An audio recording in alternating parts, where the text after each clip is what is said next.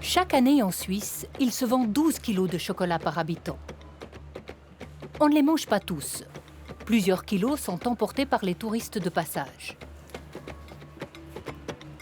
La plus grande partie du chocolat consommé dans le monde est mise sur le marché par 6 grandes multinationales.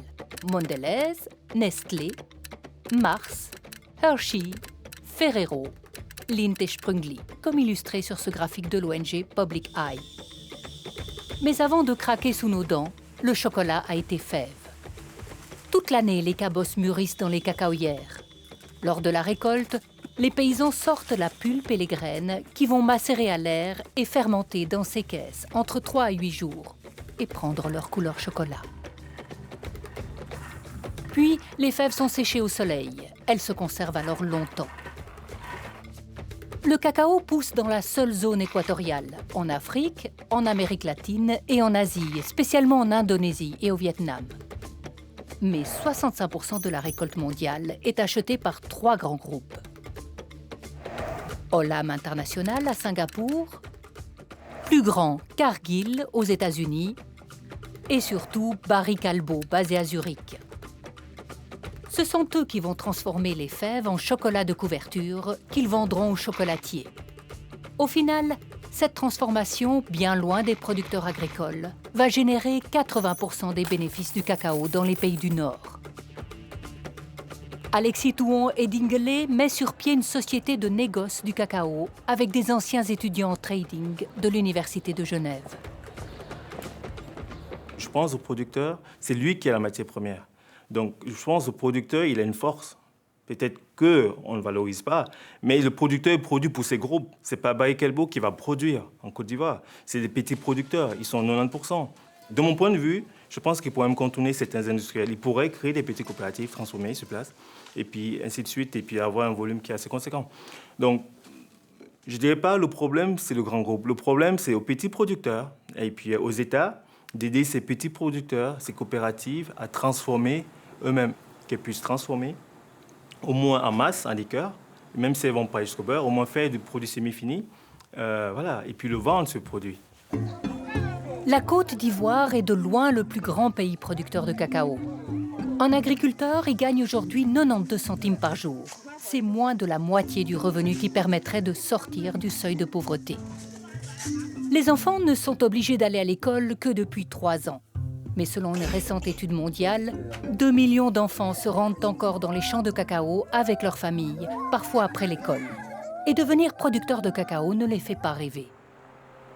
À Genève, l'Initiative internationale pour le cacao est une ONG qui œuvre pour abolir le travail des enfants dans les cacaoyères. Chaque fois quand je vais là-bas et je rentre dans les salles de classe et je demande aux enfants qu'est-ce qu'ils s'imaginent faire dans le futur, ils me répondent soit policier, soit coiffeur, soit la dernière fois, le petit garçon Yabou en Côte d'Ivoire de 9 ans, il m'avait dit qu'il voulait travailler dans un bureau. Donc je pense que ce qui les fait rêver, c'est aller vers les villes et pas rester dans les zones rurales et agricoles. Un désintérêt pour l'agriculture qui s'explique. Et ce graphique de Public Eye le montre. D'abord, le prix du cacao varie beaucoup suivant la météo, le climat politique, l'offre et la demande. Le revenu des agriculteurs, lui, a baissé de moitié en 30 ans. Quant aux cacaoyers, ils vieillissent et les familles n'ont pas d'argent pour investir et moderniser leur culture. D'où une baisse de rendement et des cultivateurs qui quittent le cacao.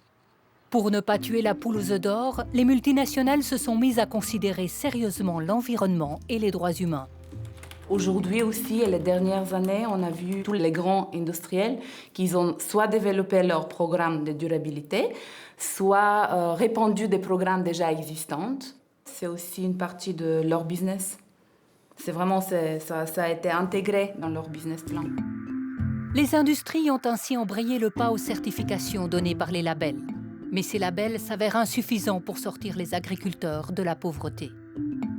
Moi, je ne pense pas que les labels soient une solution au problème parce qu'en fait, si vous prenez UTZ, en fait, c'est plus pour la qualité, la production, la rentabilité, la traçabilité. Mais le prix dépendra du prix de marché. Si vous prenez un autre label qui est Rainforest, c'est plus pour l'environnement, la biodiversité. De nouveau, ça va dépendre du prix de marché. Par contre, le commerce équitable essaye de mieux rémunérer par rapport au prix minimal, par rapport au revenu des familles. Mais de nouveau, il faut faire partie de cette coopérative qui fait du cacao équitable. Et puis, je pense qu'en Afrique ou en Amérique latine, ce n'est pas aussi simple d'y faire partie. Le prix du cacao a subi une chute importante de 30% depuis novembre dernier, car les pays émergents n'ont pas acheté autant de cacao qu'espéré. De plus, la dernière récolte a surpris par son abondance et la première génération de super cacaoyers arrive à maturité. Autant dire que la surproduction va maintenir le prix du cacao bien bas et empêcher encore longtemps les petits cultivateurs de se développer.